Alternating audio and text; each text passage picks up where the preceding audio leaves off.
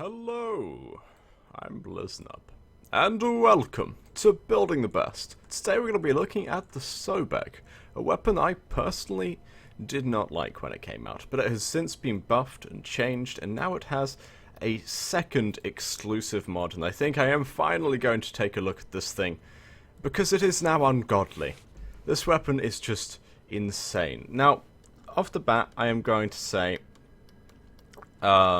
Shattering Justice, here we go. Steel Meridian Syndicate mod, I don't think is worthwhile on this weapon, because it adds 20% base status chance, getting the weapon's status chance up into usable amounts, yes, but in practical terms, mods don't stack off the additional status chance that Shattering Justice applies. They in fact completely ignore it, meaning this weapon will give you, I believe it's a I believe it's an 8% status per pellet, which is the same as what two 60/60 mods would do, but it's really not providing as much in terms of damage as them. I mean, even with the Syndicate Bomb. Now, the Syndicate Bomb being useful as for healing, maybe this mod has a place in some really long-run builds, survivals, where you need the healing, or maybe low-level missions where it can actually kill enemies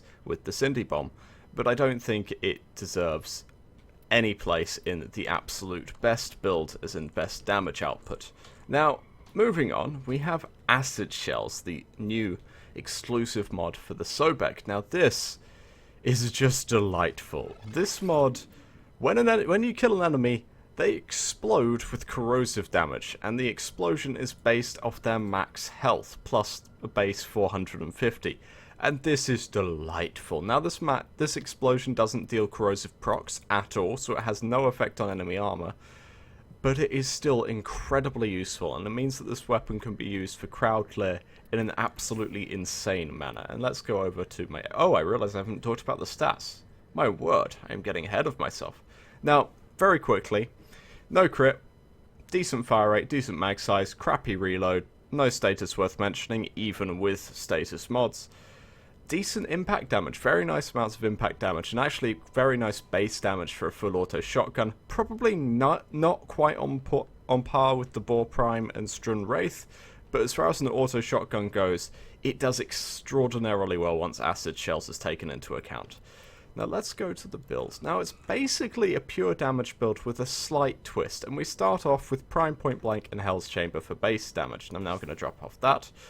And then we have Seeking Fury for punch through and reload speed, and the punch through is there because I am using this weapon as a crowd clear weapon. The reload speed is there because, seriously, it would have to be. I can't stand this weapon without a little bit of reload. 4 seconds reload time is just too long.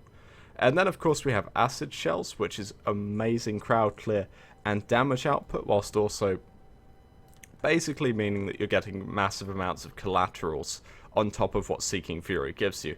And then we have 2 elements and 2 60/60s, giving us a reasonable amount of status chance and a lot of elemental damage. Now, we're getting 33% status chance on the weapon, which is 7.7% on the pellet. And with Hell's Chamber, we are getting 11 pellets, which is really... 11? Is it 11? I think it's 11. It's definitely 11 pellets, which is really quite nice. It means, basically, that most shots will proc something, and we have about the same proc chance of impact and radiation here, with slightly more in the impact, but that doesn't really matter. We're going to see radiation procs, or the proc of whatever element you choose to put along here, just as often. Now, I'm going to go ahead and say, if you do want to put on something down here that doesn't involve heat, I don't know why I did that. If you drop off Blaze in favour of an elemental, you will lose a little bit of damage, but it is definitely worth it if you want to go, for instance, pure, I don't know, viral damage along the bottom here. And that actually works very well, because viral damage does not affect the amount of damage that Acid Shells delivers. It's based off their max health. Even when viral damage halves it, it deals the same damage, if that makes sense. But anyhow, wow, we're already quite far into this video and haven't even shot anything, so let's redeem that. And for that, I'm actually going to be going to the rescue. I tested this weapon out in the Sabotage and killed a Manic Bombard with it, and I'll show that at the end of this video. But I definitely want to try it out on Sortie 2 level enemies, these lovely level 60 to 80 enemies, because the Sobek can deal with them, it really, really can. And just to explain whilst I'm finding some enemies, the reason I went for... sorry. There we go. The reason I went for radiation damage is because as it deals corrosive damage innately with the mod, I don't need to worry about enemies with ferrite armor. I just wait till I find them and then shoot their friends, and they'll explode, dealing corrosive damage.